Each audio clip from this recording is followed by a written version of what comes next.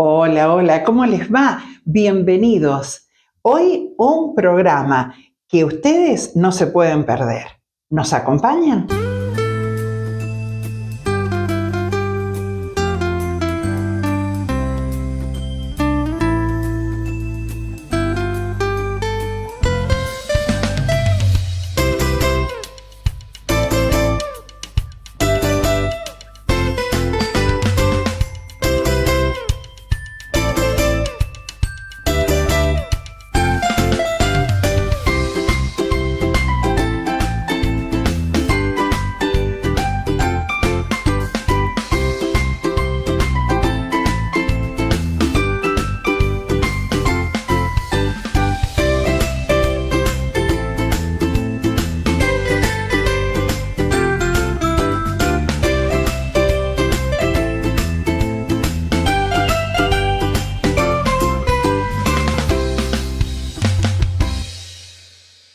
Y en Casa con María, a través de Sumec TV, seguimos promocionando Cocina con Identidad. Hoy aquí en nuestro living, Silvina Schiavi. ¿Cómo estás, Silvi? Muy Bienvenida. bien, muchas gracias por la invitación y por el espacio. Bueno, en Cocina con Identidad, vos estás a cargo. De la parte soy como una organizadora o ordenadora de los productos y productores locales. Bueno, pero antes de meternos de lleno en esa temática, ¿sos de San Rafael? No, soy santafesina, en realidad de un pueblo de Santa Fe que se llama San Cristóbal, a 150 kilómetros de Santa Fe capital. Bueno, y nada, llegué acá por el amor. Mi esposo sí es oriundo de acá de San Rafael. ¿Se dan cuenta? ¿Se dan cuenta? Durante varios programas, la característica de la gente foránea que llegan de otras provincias o tal vez también de otros países, llegan porque el amor conquista su corazón y bueno, y acá estás. Sí. Ya sos sanrafaelina. Sí, hace 9 años que estoy acá en San Rafael y la verdad que después de ver y de conocer la ciudad y de entenderla, es impresionante. Ahora entiendo por qué los sanrafaelinos no se quieren ir nunca de acá. ¿Y por qué decimos el corazón de Mendoza? Sí, totalmente, hermoso, hermoso. Aparte tiene tantas cosas que ofrece, tantos paisajes, tantas actividades que la verdad que es impresionante. Es un manso lugar. Exactamente, manso lugar. Sí, sí. Bueno, ¿y vos dedicás a la gastronomía desde cuándo? Y hace 9 años que tengo un restaurante de campo al aire libre con una cocina de mercado y de autor y estacionaria. Ah, acá Sí, en San Rafael. acá en San Rafael, sí. Siempre en la mayoría de los lugares que estuve trabajando anteriormente, la idea siempre fue buscar cuáles eran los productos locales, no solamente por el tema de los costos, sino porque también asegura una economía circular, donde también se le da otro tipo de frescura a los platos y de sabor.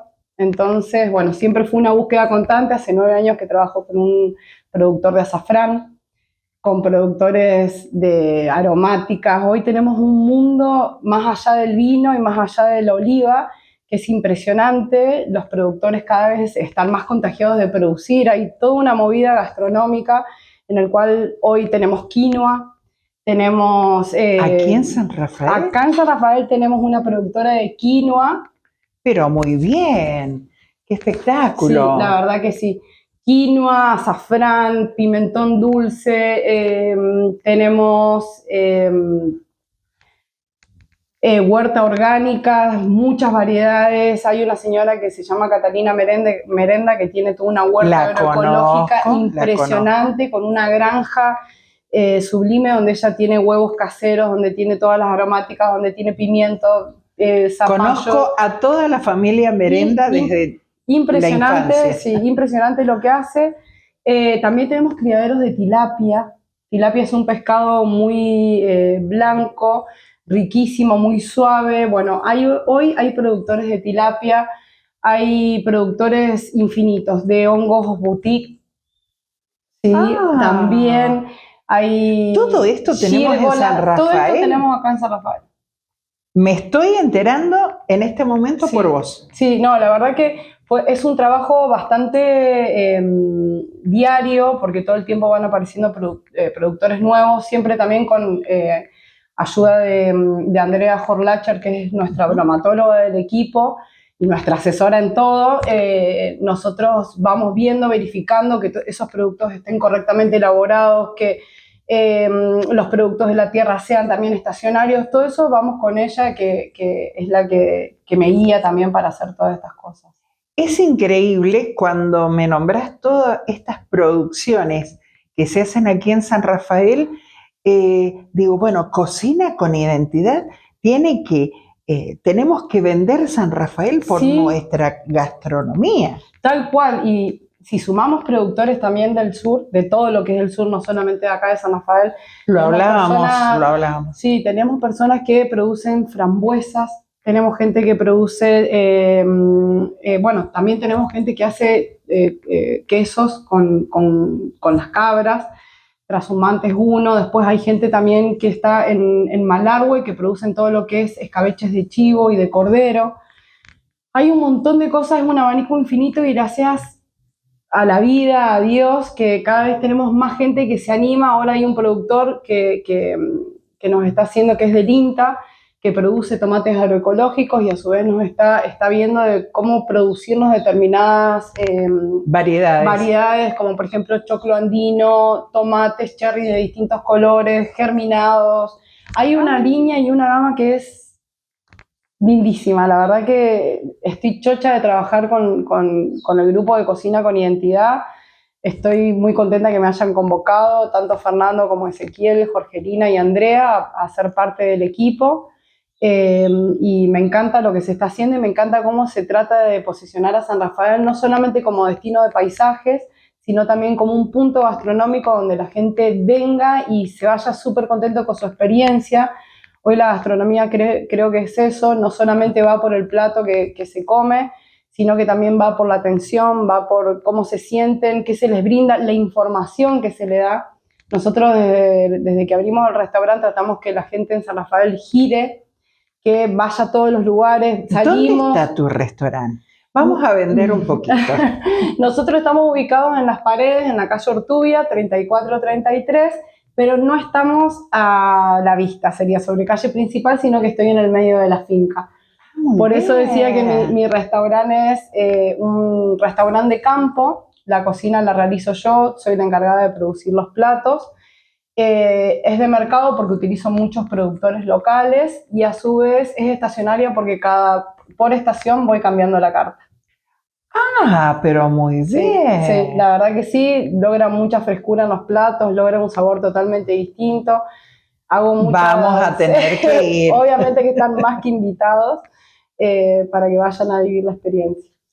Cocina con Identidad se prepara para un gran evento en noviembre. Sí, es el 17, 18 y 19 de noviembre, es un congreso enogastronómico internacional en el cual es organizado por AGAR, Asociación Gastronómica Argentina, y conjuntamente con Cocina con Identidad, que somos un apéndice de AGAR, y es un evento que es para nutrirnos a los gastronómicos, que eso también creo que hay que elevar un poco nuestra profesión, en cuanto a que no es, somos como un abogado, un arquitecto, un médico. Hoy necesitamos nutrirnos de todas las cosas que van avanzando, todos los cambios tecnológicos que hay, las formas de cocción distintas.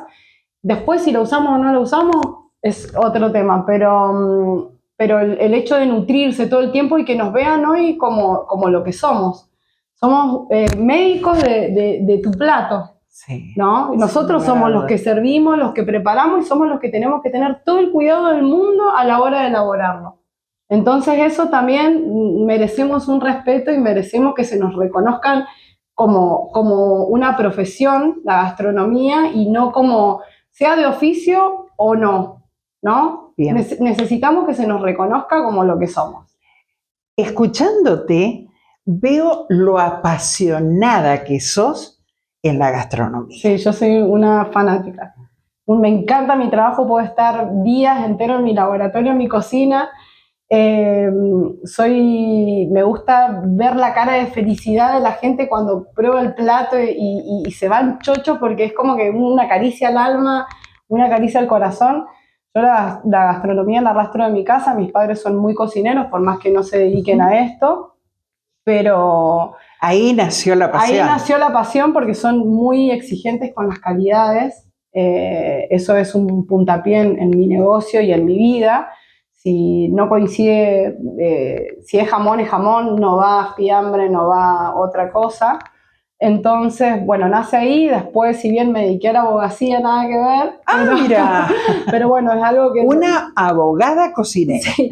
Pero bueno, después fui viendo que lo que yo tenía para hacer no era eso, sino que era la gastronomía, las cocinas, los fuegos. Me encanta mucho cocinar al fuego y bueno, eso fue. ¿Cómo te llevas con la parrilla, con el asado? Me llevo muy bien, pero mi esposo es el que se encarga de la parte de los asados a la llama. Bien. Él nos dividimos actividades para poder brindar, aparte le salen exquisitos. Hay que probarlos. Sí. Los asados nosotros no trabajamos ni cortes frisados ni marcados, se va y se busca en la carnicería. Por lo general hacemos los domingos al mediodía, asado a la llama por ahora. Después en temporada alta es a la noche y con más frecuencia. Pero es sí o sí siempre con una reserva previa del día anterior, por esto que te explicaba de los cortes marcados y frisados. Nosotros directamente se compra la carne el día anterior a tener el evento y realizamos el asado durante 5 horas de cocción. A llama de leña de frutal, sí. Sale una manteca, riquísimo. Riquísimo, sí. Sí. No, estoy muy orgullosa de lo que hemos logrado, por eso bueno, estoy así como ¿por tan qué contenta? no le comentás a la gente que nos está mirando dónde se puede comunicar para ir a probar esas exquisiteces? Bien. Así lo ponemos aquí también para que lo copien. Bien, nosotros nos pueden buscar por Instagram, Quinchos de Ortubia, @Quinchos de Ortubia, o por Google Maps o TripAdvisor, también estamos ahí. Y directamente desde el Instagram les sale mi teléfono, que es un 342-698-5159. Ahí pueden, con un WhatsApp, mandan un mensaje y nosotros los estamos atendiendo. Qué lindo. Bueno, ya tomó nota nuestro director Sí, para ir, ya te vamos a llamar para ir, porque tenemos que probar esas parrillas a la llama, no nos podemos perder. Bien, bien. Bueno, Silvi, muchísimas gracias por tu presencia y como lo veníamos diciendo, en Casa con María y Sumec TV, sumado a esto que es cocinarte y por supuesto difundiendo la actividad de Cocina con Identidad. Bueno, muchísimas gracias por la invitación, por el espacio. Agradecer mucho a Agar y a Cocina con Identidad por la convocatoria y los esperamos todos que se sumen a @Cocina con Identidad San Rafael y a Agar también. Muchas gracias. No, por favor, muchas gracias a ustedes.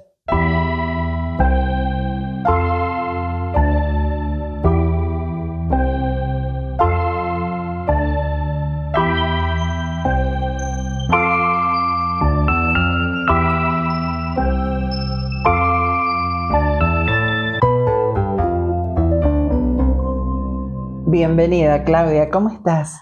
Muy bien, muchas gracias por invitarme. Bueno, como ya sos columnista, así que vamos a hablar, ¿qué tema nos has traído hoy en este bloque de crianza? Bueno, hoy traje un tema bastante importante, sobre todo para la primera infancia y para las familias en general. ¿Qué pasa con los límites en la primera infancia? El tema de los límites es un tema muy controversial porque mucha gente piensa que dentro de la crianza respetuosa los límites no existen o se deja hacer al niño lo que quiera. Nunca más errado ese concepto, ya que la crianza respetuosa ayuda a poner un límite respetuoso a los niños. ¿Se ponen más límites ahora o antes? Porque antes los padres, los abuelos y todos eran de poner límites, eran más estrictos. Sí, los límites de antes eran muy estrictos. Y qué buena tu pregunta, Marinés. Porque ¿qué pasaba antes, hace unos años atrás o cuando nosotras éramos chicas? Siempre el límite iba al lado del castigo, de la amenaza o de lo que te va a pasar. Ya vamos a hablar en casa. Exacto. Entonces se daban a través del miedo del niño. Del miedo a qué pasa si hago esto, qué pasa si transgredo esta orden. Hoy en día la crianza respetuosa trae otra mirada del límite. El límite a un niño y sobre todo pequeño es una forma de hacerlo sentir seguro, es una forma de ponerle normas o expectativas para que él pueda organizar sus conductas, su modo de vivir, sus vivencias, sus juegos, su trato con las otras personas de una forma que sea segura y confiable. ¿Qué pasa con esos papás que ponen el límite o después no lo cumplen? Hay veces que le decimos a nuestros niños, si te portas mal tal cosa, si haces eso tal cosa, si rompes eso tal cosa, y después ese castigo no se cumple. Erradísimo, el límite no es un castigo. El límite es poder explicarle al niño, aunque sea muy pequeño, por qué no debería hacerlo. Bien. No sirve de nada que yo le diga a un niño pequeño, esto no se hace, esto no se dice, no se pega, no se rompe, no se maltrata a una mascota. El niño debe saber por qué. Porque el no se puede es muy difícil de entender para un niño pequeño, pero si ese adulto puede explicarle al niño, si no lo entendió la primera vez, serán 2, serán 3 veces hasta que él pueda internalizar esa explicación. Si yo puedo explicar que si él transgrede un límite, hace daño, molesta, es irrespetuoso, a la otra persona le duele, va a poder internalizar que hay cosas que no se debe hacer. En realidad, el límite, tanto en niños como en adultos, es un sendero que nos va marcando por dónde ir, digamos, caminando sin problemas. Claudia, ha pasado en la vida, en todo momento, que hay niños o padres que dicen, ay, a este niño no lo puedo controlar, este niño, el niño inquieto, el niño travieso, el niño que se porta mal en todo momento. ¿Qué pasa? El niño, primero que nada, tenemos que verlo como niño. El niño es niño, el niño quiere jugar, el niño quiere trepar, el niño quiere transgredir un montón de cosas. Si nosotros se lo permitimos, él solo va a poner esas normas y esos límites como a él le parezca, lo que generalmente va a provocar que el límite transgreda también a la otra persona. Si nosotros de a poco le vamos explicando qué cosas están bien, qué cosas están mal, cómo podemos evitar ciertas conductas, el niño va creciendo de una forma tal que va a poder ser autónomo, va a poder tener libertad de estar en cualquier lugar, libertad de jugar con cualquier niño, va a poder compartir con adultos sin problemáticas, y eso es lo que hace que nosotros le pongamos un límite respetuoso a ese niño. Bueno, pero el límite respetuoso también los tienen que tener los abuelos, porque muchas veces, Sí, muchas veces decimos, los abuelos, nosotros estamos para malcriar y para educar están los padres. bueno, siempre hemos dicho que los abuelos están para abuelar, lo que no quiere decir que no se ponga un límite y lo que no quiere decir que los abuelos no respeten el límite que puso el padre o el padre el límite que puso el abuelo. El niño tiene que saber lo que está bien y lo que está mal, porque si bien los abuelos estamos para jugar, para consentir, para mimar a un niño, no estamos para recibir un golpe, para recibir un insulto, o no estamos para que nos maltrate un niño. Entonces, hay un sendero muy sinuoso en esto, porque a veces en cualquier momento se disparan ese tipo de actitudes en los niños y lo importante es saber a tiempo ponerle ese límite sano donde le explicamos, a la abuela no se le hace daño, porque a la abuela también le duele, o a tal persona no se lo trata mal, porque si no se siente mal. Entonces son formas de poner límites que van mucho más allá del golpe, del grito, de la amenaza, de crear un miedo. Entonces es muy importante. Y esto se va a ver reflejado después en toda la comunidad, porque si un niño en su casa tiene límites saludables, cuando vaya al jardín, cuando vaya a la escuela, va a poder convivir con otros niños sin tener ningún problema. No va a caer nunca en ser un niño irrespetuoso o un niño que falta el respeto o que no tiene límites con los objetos, con los animales, con las personas, con nada. Claudia, hablando de límites, el Sí. niño también pone sus propios límites? Qué buena pregunta, Marines. El niño pone límites porque si el niño entendió cuáles son los límites que le han puesto a él, también va a poder poner límites. Y esto lo hemos hablado en programas anteriores, donde le va a permitir al niño no ser violentado, que no se lo maltrate, que no se lo dañe físicamente ni emocionalmente. Entonces el niño va a saber poner límites desde la manera en que se los han impuesto a él y de la misma forma. Por eso es tan importante también no solo ponerle el límite al niño, Sí. sino darle el ejemplo. Si yo no le permito a mi hijo estar permanente con pantallas, no puedo estar yo permanente con pantallas dándole ese ejemplo al niño. Yo tengo que ser responsable de lo que le muestro a mis hijos o a mis nietos o a mis alumnos. Atención, papá y mamá, siempre dar el ejemplo. Siempre, porque el niño siempre está observando. A uno le parece que el niño está jugando, que está distraído, que está afuera, pero el niño siempre está observando a sus adultos, no solo observando, después de la observación viene la imitación. Y si lo que observa y lo que imita es bueno y saludable, va a ser un niño que siempre esté bien centrado donde esté, que siempre sea muy bien recibido en cualquier lugar y que sea respetuoso, no solo de ellos, sino de sí mismo. Muy bien, Claudia, muchas gracias. No, gracias a vos.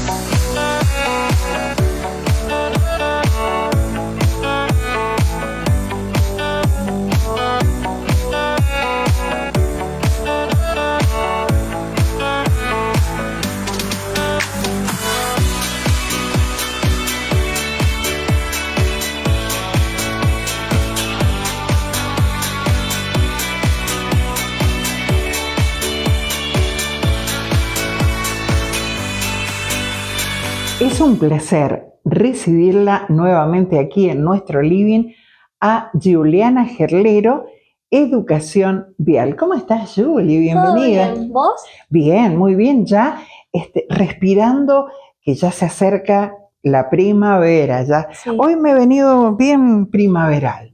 Hermosa. Bueno, Juli, ¿qué nos has traído hoy? ¿Qué temario? Hoy seguridad activa. Seguridad activa. Bueno, cuéntenos. Hablamos en programas pasados de seguridad pasiva, que se refiere a cuando el accidente es inevitable, reducen los daños. Y ahora vamos a hablar de seguridad activa. Lo que hace la seguridad activa es prevenir, previene los accidentes, ya sea por factor humano o factor de la carretera. Bueno, y esa seguridad, ¿dónde la vemos o dónde se ve? Bien, los elementos, hay muchísimos elementos y más cuando van saliendo nuevos vehículos tienen nuevos elementos como, por ejemplo, ahora si hacemos marcha atrás y hay un vehículo, suena una alarma que hace que nosotros no nos acerquemos demasiado ni lo toquemos. Y los vehículos nuevos traen una pantallita, Claro. donde nos va indicando cómo hacemos la maniobra para estacionar, por ejemplo. Sí, qué tantos grados nos faltan y demás. Pero principalmente los autos más viejos, por ejemplo, ya tienen elementos en sí. Por ejemplo, los frenos, que es que no se bloqueen los frenos a la hora de frenar. Que nosotros podamos mantener ese control en caso de tener que hacer una maniobra rápida. ¿Y el freno de mano? El freno de mano actúa sobre las dos ruedas de atrás. Exclusivamente. Bien. El de pedal actúa sobre las 4 ruedas. Bien, para tenerlo en cuenta, frene a tiempo. Y también hay que ver los neumáticos, porque los neumáticos son lo que separa al vehículo es el único punto donde se encuentra el vehículo y la carretera. Ah, bien, bien. Sí. Hoy por hoy, con el precio que tienen los neumáticos, muchos esperan, ya ni dibujos tienen algunas cubiertas, ¿no? Bueno, hay que tener precaución con eso. Sí, además de que obviamente la RTO, que no la vas a pasar si no están los dibujitos, tienen que tener una profundidad de 1,6 milímetros. Si tenemos menos, corremos riesgo de menos adherencia, menor capacidad de frenado brusco, por ejemplo, que es necesario. Sobre todo en los días de lluvia. Sí. Me acordaba de programas pasados que dijimos que en qué momento era más peligroso conducir, si en lluvia torrencial, cuando recién empezaba a llover. Hablamos de que principalmente cuando recién empezaba a llover, porque la mugre, el aceite, todo eso se va juntando y hace que podamos resbalar. Bien, perfecto. Entonces hay que tener muy en cuenta y sobre todo, bueno, ya gracias a Dios las heladas profundas ya pasaron, pero muchas veces el hielo en las calzadas es también seguro que hay accidentes. Si andan a alta velocidad los automovilistas, hay que tener también precaución con eso. Sí, y hablando de estos elementos, justamente hay un sistema que hace que nosotros podamos, en situaciones de incontingencias climáticas, de poder mantener el rumbo, por así decirlo. A ver, ¿qué son esos elementos? Esos elementos se refieren a que, por ejemplo, en autos nuevos, cuando está lloviendo, se pueda además el vehículo en sí, cuando detecta que está resbalando la rueda, mejora la dirección. Ah, qué bueno, qué bueno. Pero para tener un auto 0 kilómetros hoy está difícil. Está peleado, sí. Bueno, ¿y cómo hace el automovilista que tiene un auto que, bueno, no tiene todo eso? ¿Qué maniobra tiene que hacer? Principalmente siempre ir atento a la ruta e intentar que las distracciones de adentro no nos hagan salir de eso. Y igual tienen ciertas de estas comodidades, porque por ejemplo cuando nosotros frenamos, avisan las luces al vehículo que está anterior a nosotros que estamos frenando. Bien, entonces mucha precaución y sobre todo en la velocidad. Sí. En ruta, tener mucho cuidado. Sí, decimos que nosotros cuando damos el curso decimos 110 es la máxima, chicos, pero no estamos diciendo que pueden ir a 110 en la ruta siempre. Siempre hay también las señales que son las que nos ayudan y nos dicen ¿A qué velocidad? máxima, mínima y cuando se termina también. Bien, y hay otro de los factores que también hay que tener en cuenta en los días de lluvia, son los limpiaparabrisas. Sí, en estos elementos, los limpiaparabrisas de los autos más nuevos pueden llegar a detectar qué tanto está lloviendo, por ejemplo, o que está nevando, y se regulan solos. O sea, la velocidad y hasta pueden alterar las ruedas y frenar si se está resbalando mucho también. ¿Qué nivel? Bueno, dichosos los que pueden acceder a un auto 0 kilómetros y contar con todos estos elementos que realmente son necesarios y que los han tenido en cuenta en el momento de que el vehículo sale de fábrica.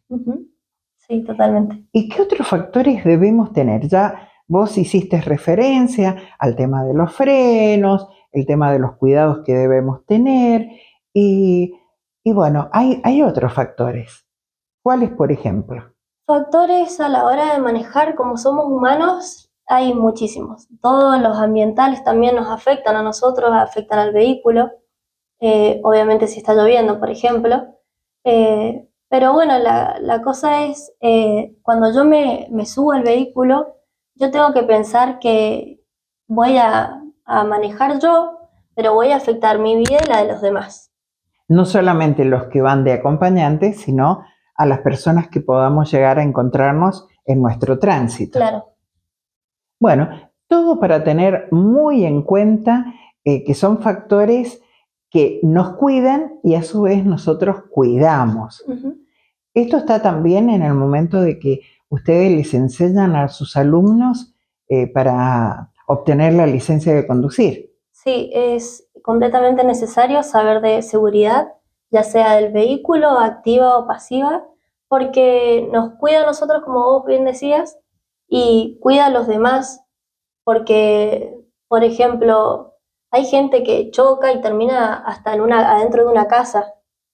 Sí, hemos visto. Bien, tenemos que pensar en la seguridad de todo lo que nos rodea. Bien, y también tener la precaución de ir cuidando a quienes están dentro del habitáculo del vehículo o del auto, que tengan cinturón de seguridad, que no haya elementos sueltos dentro del auto que al momento de un frenado brusco pueda llegar a tener consecuencias, un termo con agua caliente, por ejemplo. Bueno, lo hablaba Miriam en otro programa, el tema de ir fumando. Ujú.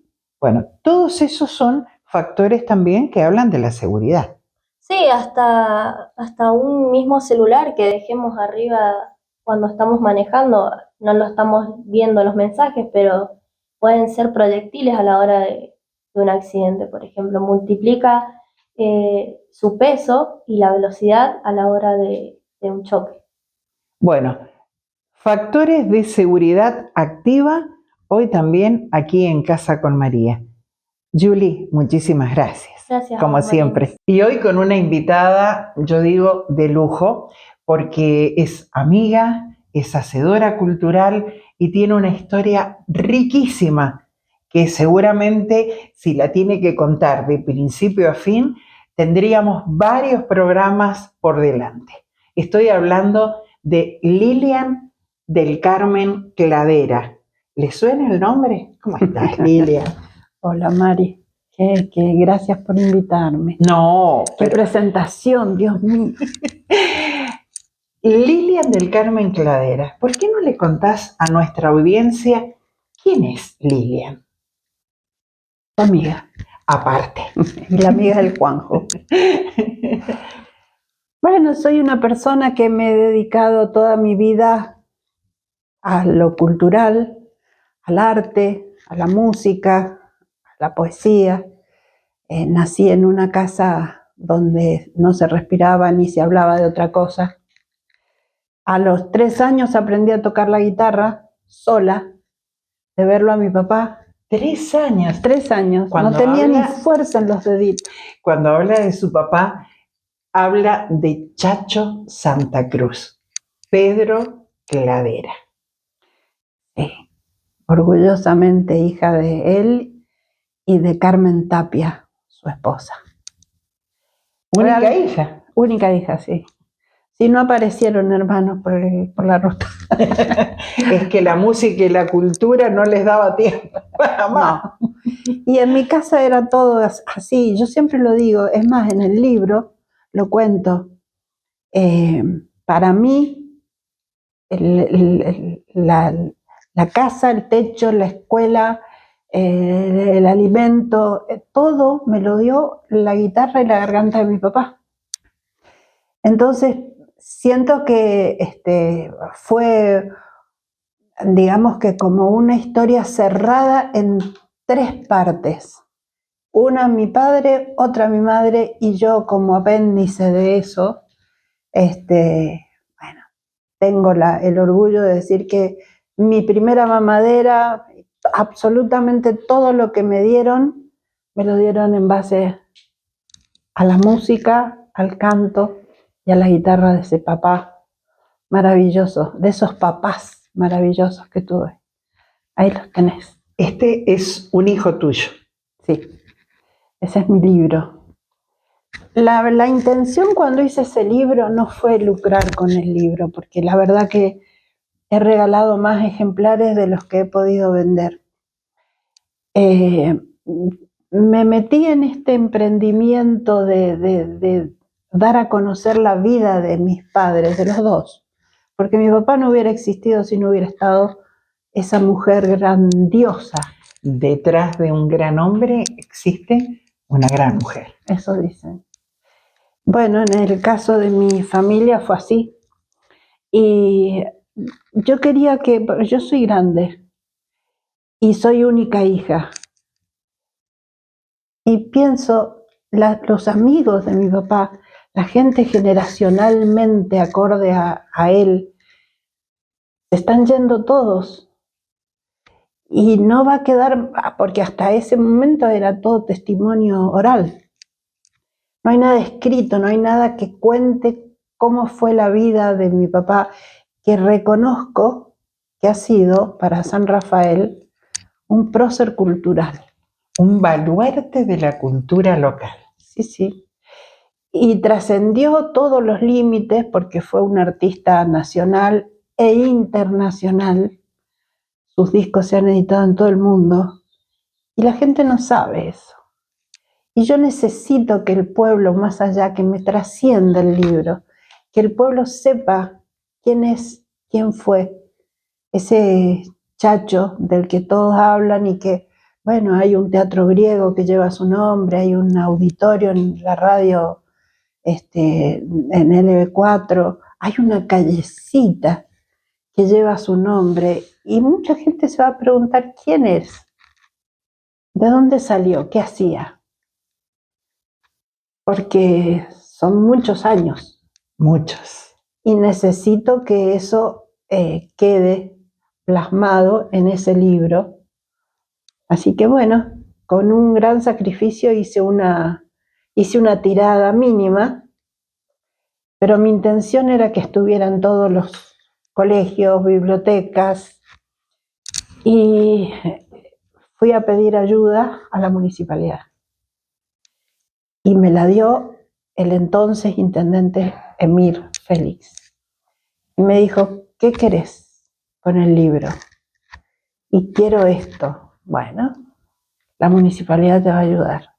¿Por qué? Porque lo que yo quería era que estuviera en todos los lugares donde tiene que estar. En las escuelas, en las bibliotecas, en los colegios, en las academias de danza, en los institutos de música. Y de hecho me pagó una impresión de libros que tuvieron ese destino. Bueno, Qué vos te importante. consta. A mí me consta. No, pero más allá de toda esa rica historia de Pedro y de Carmen, porque vos también te dedicaste a la música, Sí, como Alejandrina. esa es una etapa que quedó allá lejos y hace tiempo. Cuando yo tenía 18 años, siempre me gustó la música, obvio. Con mi primo teníamos un dúo, mi primo Rafael, teníamos un dúo, escribíamos canciones. Él estaba estudiando medicina en Buenos Aires. Y entonces a las 4 de la mañana me golpeaba la puerta, se metía en mi cuarto y me decía, Lili, mira lo que hice. Y me pasaba en la guitarra una melodía que se le había ocurrido mientras estaba con los libros. Yo te he visto, Buenos Aires, desde el octavo de mis días. No me olvido de eso. Y estaba entre los libros de medicina.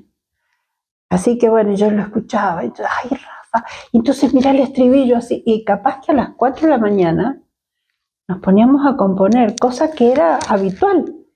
Y nunca nadie, ni mi papá, ni mi mamá, jamás dijeron, ¿qué hacen? Váyanse a dormir, ¿qué están haciendo?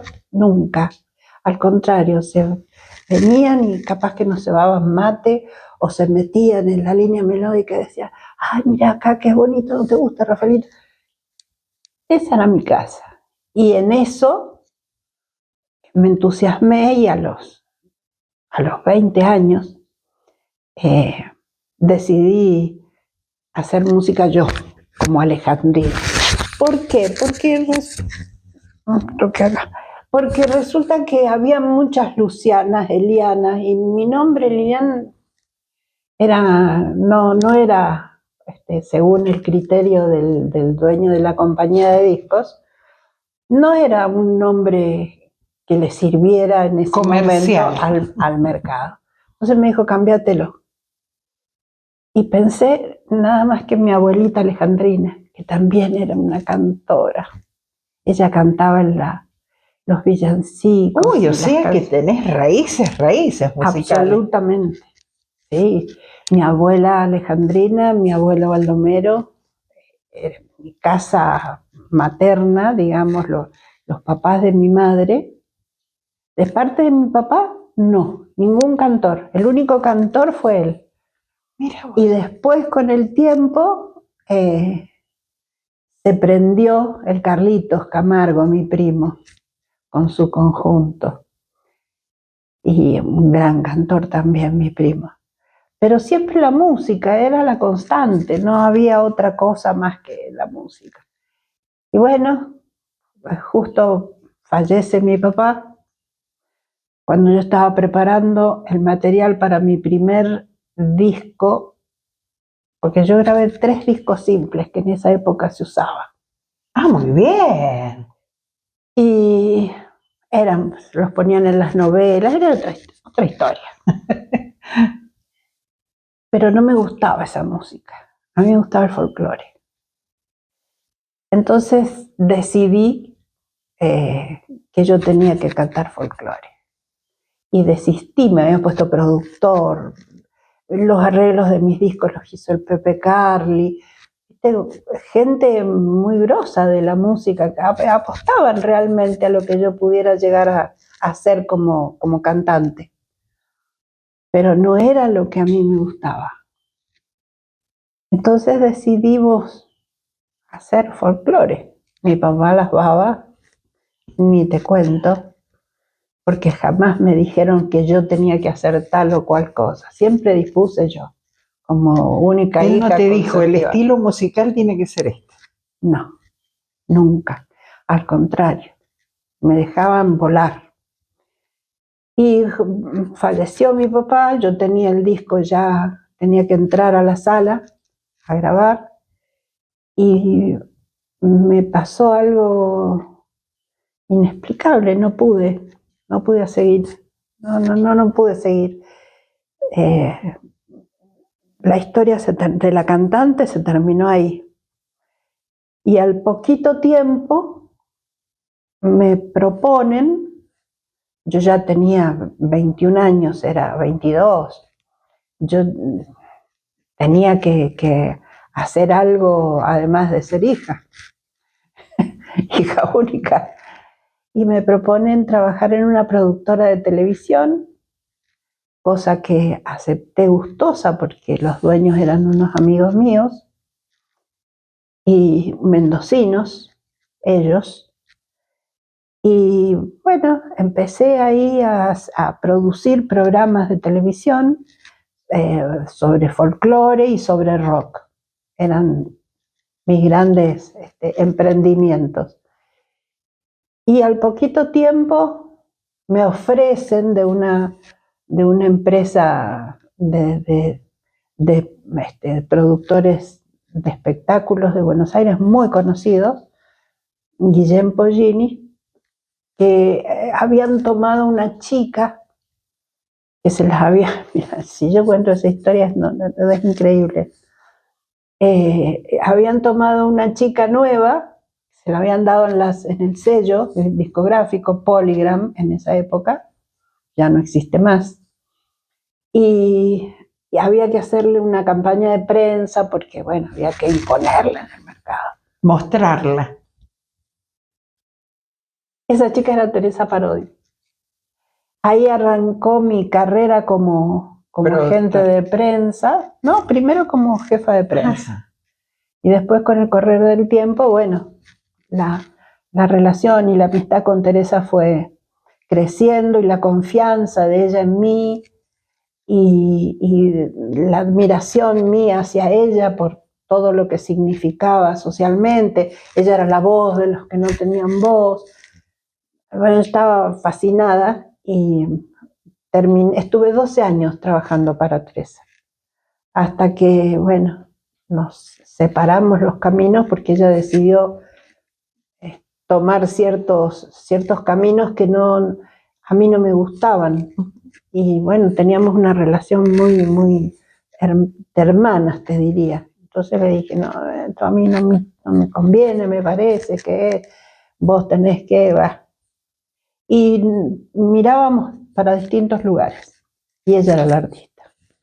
Entonces yo me abrí, pero seguí en el medio, porque en esa época, bueno, había logrado posicionarme muy bien y tuve la suerte de trabajar, de ser representante de Chango Farias Gómez, de Eduardo Falú, de César Isela, de muchos artistas, algunos realmente íconos de la música popular. Lilian, ¿hacemos un alto ahí? Dale, Porque hay para contar. y continuamos el próximo programa con una segunda parte de Tu Mano. Gracias. Gracias a vos. Estamos en Casa con María y continuamos malvinizando de la mano de nuestro columnista Tachi Flores. ¿Cómo estás, Tachi? Bienvenido. Gracias nuevamente, Marinés. Un gusto estar como siempre acá, en Casa con María, en Xumex TV, porque es un placer poder seguir malvinizando. Y ahora vamos a ver la segunda parte de nuestro querido Juan Antonio Barroso, veterano de guerra, héroe silencioso de Monte Dos Hermanas. La verdad que la primera parte me fascinó, así que ¿vamos a ver la segunda parte? Yo diría que sí, pero con un pañuelito acompañado. Vamos.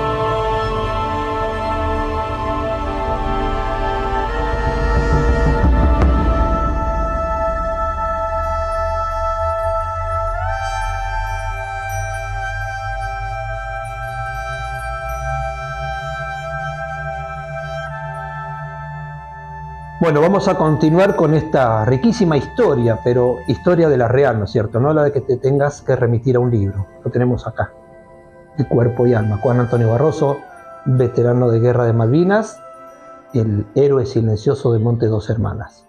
Juan, ¿cuándo llegas a Malvinas? ¿Qué día llegamos a Malvinas? El día 13 de abril.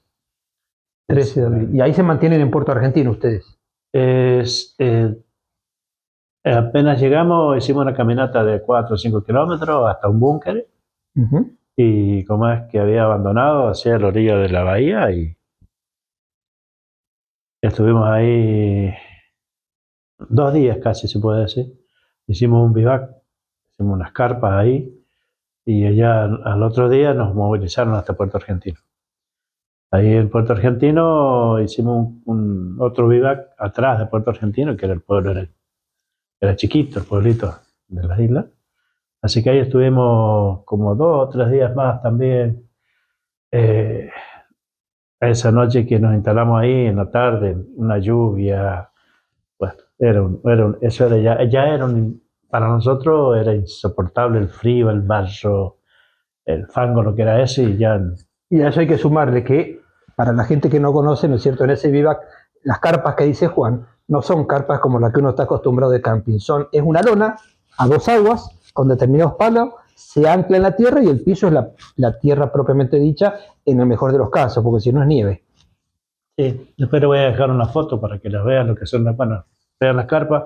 Bueno, ahí pasábamos la lluvia, una nieve que caía, el hielo, viento, después ya más arriba en la montaña, ¿no? Pero esa carpa nos protegió dentro de todos los límites que había para protegerse, para estar un poco abrigado. Para nosotros era un lujo en ese momento, porque en lo que fue en la zona donde ya después nos trasladan de Puerto Argentino, frente a la montaña Movibrú, que ahí estaba el cuarteto del Rey Mari. También estuvimos varios días en ese lugar, no recuerdo los 2 días, porque el tiempo va pasando y se va olvidando un poco, ¿no? Pero hay algunos momentos que no se te pueden olvidar nunca. el frío, teníamos poca comida. Pero la espiritualidad siempre estaba arriba, ¿no es sí, cierto? no, el espíritu, las ganas de hacer cosas, de esperar a ver qué pasaba y de que si yo me caigo, yo me bajoneo, ¿qué pasa? Se me bajonean los soldados. Entonces, y me cago y ¿qué hay para comer? Y no tenemos nada para comer. ¿Y qué íbamos a hacer? Y no podíamos hacer. No había para tomar no teníamos un mate cocido, no teníamos un pedacito de pan, un bollito que hacíamos. No había. No había en ese momento donde nosotros estábamos. No llegaba, no llegó ni en los primeros días, llegó una cocina del rancho de la tropa del regimiento para llevarnos una marmita de comida, ¿no es cierto? Y entonces era el sentir hambre, el sentir frío, y bueno, un día a mí me llevó a matar un cordero, que después el jefe de compañía me arrestó porque yo había matado un cordero. Bueno, yo sí sabía, tenía la bendición, digamos, de saber matar un animal, y lo maté, y el tema era cuerear el cordero, eso también es. Contá con qué lo cuerear. Eso era bravo para cuerear un cordero cuando no tenés un cuchillo. ¿Cómo lo vas a cuerear? No lo puedes cuerear ni atironeándolo, porque el cuero no lo vas a rascar, así nomás lo vas a romper. Así que los cuchillos que nos daban ellos en el ejército, ni el sable bayoneta sirve, porque no se le saca filo el sable bayoneta, no se le saca filo los cuchillos, por el tema de que puede haber una discusión entre soldados y se puede cortar. Entonces el lomo es igual que el filo del cuchillo, ¿no? Los cuchillos chiquititos así. Y bueno, le pasaba por arriba el cuero del cordero y refalaba así. Entonces le llegó un soldado en esos años, nos daban gilet, cajitas de gilet a nosotros para afeitarnos, al soldado y a todos los cuadros. Y bueno, me traían gilet, y yo, como era el experto, digamos, en cuerearlo, con la gilet le cortaba el cuero del pecho, así, le abría con paciencia, iba todo hasta atrás, después por las piernas, por todas las patas, así, lo cuereaba. Y una vez que lo despegaba un poco el cuero, bueno, yo había visto a mi padre cuerear los animales, yo no lo había hecho nunca, ni matar siquiera, solamente verlo a mi padre. Y entonces le metíamos el puño así hasta que le despegamos el cuero, y después le sacábamos todas las vísceras, todo eso, y ahí con el sable bayoneta lo ponía así arriba, y con unas piedras le pegábamos así, le cortábamos, le sacábamos las costillas, le sacábamos la paleta, pero siempre golpeando, no achando, digamos. Claro, claro. Y bueno, ahí asamos un cordero, el primer cordero que asamos lo asamos ahí en Movidru, que ahí puede haber una foto por ahí que está en un fuego grande así, bueno, en esos pozos así. Fue los primeros días que estábamos en Movidru. ¿Y el fuego con qué lo hacían? Porque eso es más que interesante. Porque... Ahí estaba cerca, más o menos, encontramos unas tarimbas de estas que usan para los transportes y todo eso. En aquel momento hacía poquitos días que estábamos nosotros ahí, éramos casi los primeros habitantes en ese lugar, que íbamos a acampar ahí. Entonces encontrábamos algunas tablitas, algunos palitos. No hay leña, ahí no hay leña, no tenía un chañar, no tenía un algarrobo, no tenía ni siquiera zampa, no hay árboles, no hay nada. Había un casco de estancia que le dicen ellos, una casita que tenía una planta de pino, la única planta de pino, dos, que no estaba en la casa del gobernador, y después en el pueblo había algunas plantas, después ya pero los montes así para decir, vamos a buscar leña, no hay nada, no hay, solamente basuritas, pastitos, y bueno. Y en ese momento nosotros encontramos esas tarimbas, esas tablas para hacer el cordero. Y bueno, esa fue la primera anécdota de conseguirles comida a los soldados. Porque la cocina no iba a donde estábamos nosotros. Tenían que llevarla con un camión, no la llevaron. No nos llevaron agua, no nos llevaron a cocina. De eso estábamos cerca de Puerto Argentino, habremos estado a 2 kilómetros, más o menos. Estaba el cuartel del Rey Armando y nosotros enfrente. Y eso ahí no fue nada, porque después, llega la orden, nos desplazan hacia la montaña de Dos Hermanas. La montaña de Dos Hermanas tuvimos que caminar más o menos 4 kilómetros, 5. Perdón, Juan, que interrumpa. En ese interín, antes de ir a Monte Dos Hermanas, ¿cómo es en lo cotidiano, en el día a día con el soldado, con el superior? ¿Qué se habla? ¿Qué se hace? Y la pregunta más normal que se hacía era: ¿irán a venir? ¿Irán a venir? Y no se escuchaba hasta ahí ningún bombardeo, nada, desde tu posición. No, sí, esto no era, el bombardeo fue el 1 de mayo. Ujú. Nosotros habremos sido el 20. El 1 de mayo es el bautismo de fuego de la fuerza. Claro, ¿cómo es? No había nada, no había bombardeo, no había nada, ningún movimiento. No, estaba lejos el tema de los ingleses de nosotros. Porque hay un video que nosotros tenemos en CEBEMA, institución a la cual perteneces vos también, que es la que habitualmente uno pasa en los colegios. Y bueno, hay un testimonio que después dijeron que era de San Rafael, que después falleció, un soldado con cripto, en donde el reportero corresponsal de guerra le hace una pregunta: bueno, ¿y qué están haciendo? Porque después que es la conquista, ¿no es cierto?, nuevamente Sí, de Malvinas, sí, aquel 2 de abril, la recuperación de la soberanía, hasta el bautismo de fuego el 1 de mayo, en ese bache se cantaba, se hacían fogones, hasta algunos jugaban a la pelota. Entonces, en ese reportaje que le hace el corresponsal de guerra a este soldado, ¿qué están haciendo? Le pregunté, dice, acá estábamos, dice, jugando a la pelota, Sí. jugamos a las cartas, dice, no sé qué le pasa a estos tipos, no sé qué esperan para venir. Y yo digo, la ingenuidad del soldado, la falta, ¿no es cierto?, de la inocencia del soldado, que siempre digo que tuvimos que crecer en un lapso muy corto, crecer abruptamente, ¿no es Claro. cierto?, de ser un adolescente a transformarnos en, no digo señor, en otra cosa, ¿no es cierto?, no sé cómo llamarle. Para Pero llevar la experiencia que nos dejó aquello, ¿no? Una experiencia dura, una experiencia triste. Y bueno, que a muchos les costó recuperarse de eso, de ese problema del trauma de Malvinas. Yo no digo que pueda estar recuperado al 100%, pero bueno, por lo menos puedo... al menos tenemos la posibilidad, estamos vivos y tenemos la esperanza de... Y tenemos la esperanza de que algún día, no sé si lo vamos a ver nosotros, pero por lo menos los más chicos que puedan ver las Malvinas que sean nuestras nuevamente, ¿no es cierto? Y bueno, yo si lo llegamos a ver antes que nos toque partir, la idea mía es de ir a visitar Malvinas, pero antes no. ¿Soñaste alguna vez que nuestro pabellón esté flameando en lo alto de las islas? Sí, sí he soñado. ¿Qué tema? Varias veces soñé. Y fíjate que a pocos días de volver de regresar de Malvinas, soñaba que, porque a mí siempre me gustó haber sido paracaidista, no tuve la suerte. Y yo decía, habían ido, o sea, hicieron un llamado, hacía un grupo para llevar gente para recuperar a Malvinas, y yo saltaba en el paracaídas. Fue tu sueño, Claro. tu anhelo. Pero me desperté cuando iba saltando, así que no cansé de llegar al suelo. Suele pasar que Sí. se te quita la ilusión de algún sueño. Hay muchísimos temas para tratar, más con Juan, ¿no es cierto?, por su historia, porque para nosotros, no solamente en San Rafael, sino en la provincia, y también se está haciendo en el país, que pasa a ser un referente, ¿no es cierto?